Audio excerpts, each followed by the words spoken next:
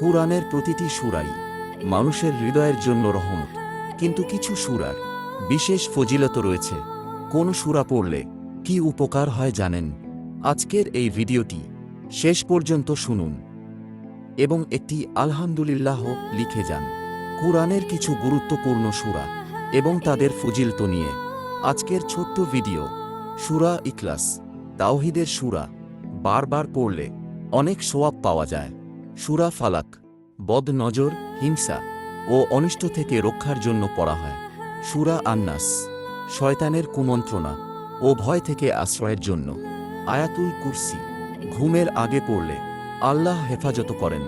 মনে রাখবেন, কুরআন শুধু পড়ার জন্য নয়, এটা মানুষের হৃদয়ের শান্তির জন্য নাজিল হয়েছে। আপনি যদি ইসলামকে ভালোবাসেন তবে দিন অ্যান্ড লাইফ চ্যানেলটি সাবস্ক্রাইব করে পাশে থাকুন।